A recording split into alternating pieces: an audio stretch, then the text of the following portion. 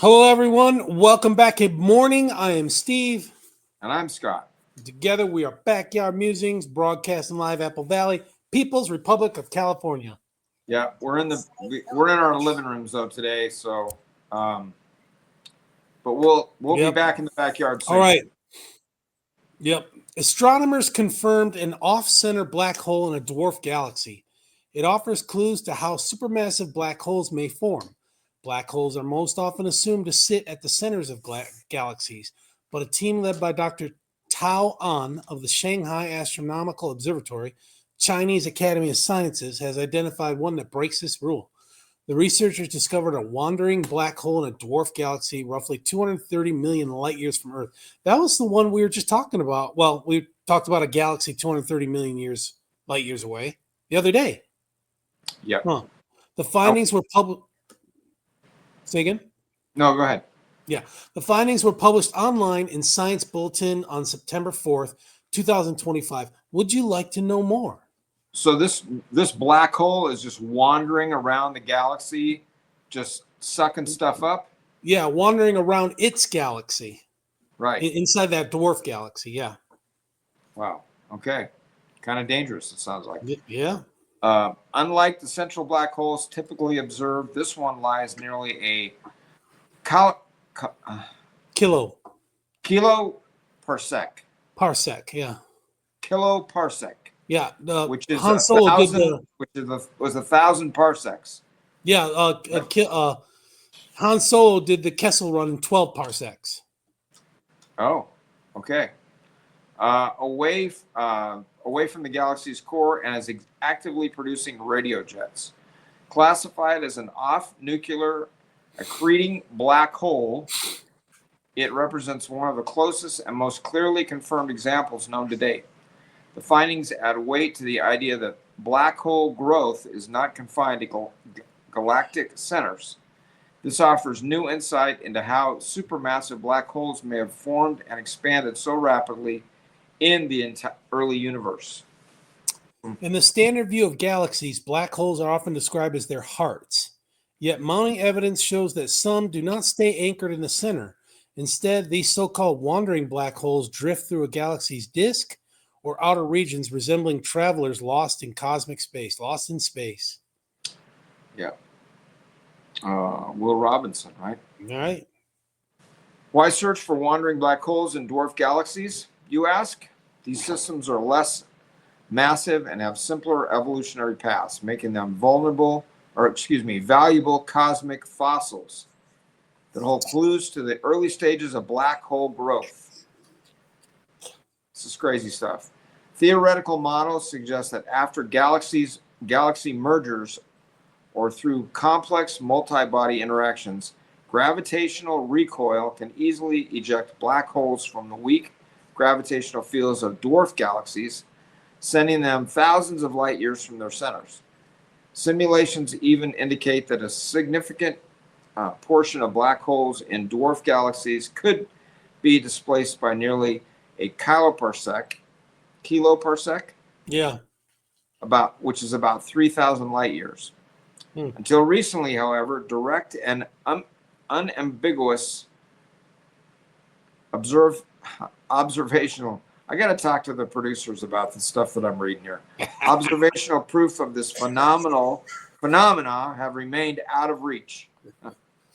Dr. An and colleagues directed their study toward a dwarf galaxy known as Manga, M-A-N-G-A, 12772-12704, situated about 230 million light years from Earth, using integral, which probably at warp factor 9 would take you about 6 hours to get there.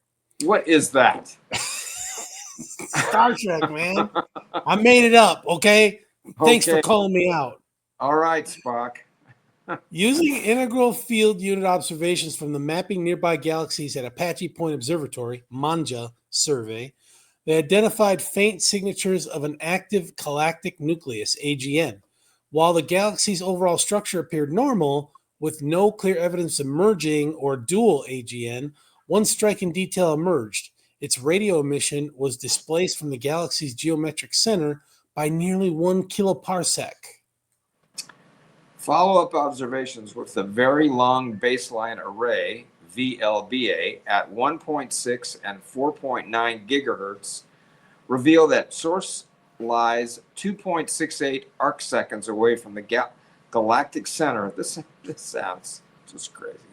Corresponding to 0.94 kiloparsec. Kiloparsec. Okay. With a radio core brightness temperature exceeding 1 billion kelvins. That's hot, man. Okay. Those, got to watch out for those kelvins.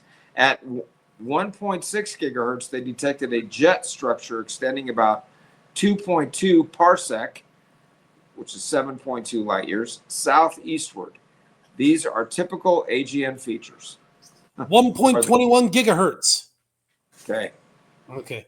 Furthermore, by analyzing that was my Back to the Future, and it's not gigahertz, it's 1.21 gigawatts. Furthermore, by analyzing archival data spanning 1993 to 2023, the researchers discovered that the source exhibits irregular, long-term variability, becoming brighter and dimmer over decades. This behavior is consistent with sustained in situ accretion onto a black hole and clearly distinct from the monotonically decreasing typical of supernova remnants, of course, effectively ruling out such imposters. We know this. Based on the stellar mass of the host galaxy, the black hole's mass is estimated to be about 300,000 times that of the sun, placing it in the intermediate mass black hole category. Together, they confirm that this is indeed an actively accreting off-nuclear black hole with jets, currently the nearest and most robustly confirmed case of its kind. Quote, this is like a cosmic lighthouse lit by a wandering black hole. Although it has strayed from the galactic center, it still shines outward with powerful energy. This is according to Dr. Wan Qi Lu, a co-author of the study. Yeah, it's probably a Sith galaxy. It probably is. From a broader statistical perspective, this discovery is particularly striking. Out of more than 3,000 Manja dwarf galaxies, 628 show possible AGN activity, and about 62% appeared offset from the optical centers. Only Manja 12772, 12704 satisfied the triple solid evidence criteria: a high compact, high brightness core, parsec scale jets, and decades-long variability. This suggests that off-nuclear phenomena may not be uncommon. However, a candidate does not equal a confirmed detection. Quote, in dwarf galaxies especially, it is extremely difficult to obtain clear observational evidence by evidence for wandering AGN. That's quoted by Dr. Mar Mezcua, a co-author of the study from the Institute of Space Sciences of Spain. The prevailing view has long been that supermassive black holes primarily grow at galactic centers, rapidly feeding on central gas reservoirs. This study, however, demonstrates that an intermediate mass black hole located outside the galactic nucleus can also sustain accretion and produce jets. These findings provide direct observational support for the idea that distributed feeding and multi-site growth as a potential pathway for the rapid formation of supermassive black holes in the early universe. Another quote, this discovery prompts us to rethink black hole galaxy coevolution. Black holes are not only central engines, they may also quietly reshape their host galaxies from the outskirts. This is according to Dr. An. So even when located in the galaxy's suburbs, oh my gosh, these are corny things that they're putting in here. Wandering black holes can inject energy into the surroundings through powerful outflows, influencing galactic dynamics and star formation. This study transforms wandering black holes from theoretical speculation into direct observational reality. With the advent of next-generation telescopes such as lost black holes may no longer be rare. In the near future, extremely large optical telescopes will measure galactic centers and structures with higher precision. Meanwhile, deep, high-resolution radio surveys using facilities such as the 500-meter aperture spherical telescope, FAST, core array with square kilometer array will detect even fainter radio signals, potentially resolving sub-parsec scale microjets. These advances will lead to breakthroughs in confirming and statistically studying off nuclear black holes. Perhaps one day, as we recognize the wandering black holes are not rare at all, but rather silent travelers at the edge of galaxies, quietly shaping their host's cosmic evolution.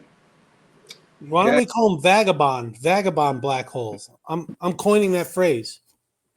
Vagabond. Sure. That's at least All right, folks. I understand that.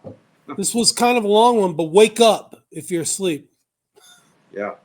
We'll see you in the afternoon. Thanks a lot. Have a great day. Leave comments if you dispute any of what we just said.